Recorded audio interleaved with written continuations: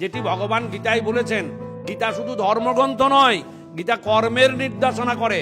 এবং এই জন্যেই অনেক মানুষ বলে থাকেন যে কর্মই ধর্ম। সত্যিই তো তাই, কিন্তু সেই কর্মটি কেমন যখন তুমি পরহিতে রত থাকবে। এই যে দেখছো না আমার মহাপ্রভু পঞ্চতত্ত্ব কি বলেছিলেন, শোনো শোনো নিত্যানন্দ, শোনো হরিদাস,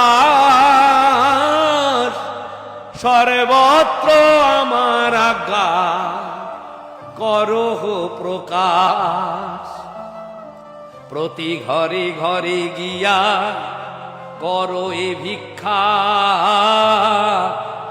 বলো কৃষ্ণ লহ কৃষ্ণ, করো কৃষ্ণ শিক্ষা। ঘরে ঘরে যেতে বলেছেন উনি। আর গীতা কি বলছেন? গীতা বলছেন তুমি মানুষকে ডেকে নিয়ে এসো। মানুষ করেন কর্মই জীবন, জ্ঞানই জীবন, ধ্যানই জীবন।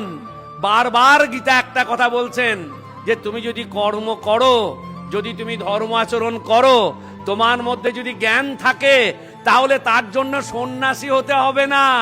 তুমি ঘরে বসেই তোমার গৃহস্থকে আশ্রম বানিয়ে তুলতে পারবে। এই যে মানুষটি দেখছো না, তারই এক অবতার। ওই যে সম্মানীয় অসীম কুমার ভট্টাচার্য স্বর্গীয়, ওনার এই চিন্তাই ছিল।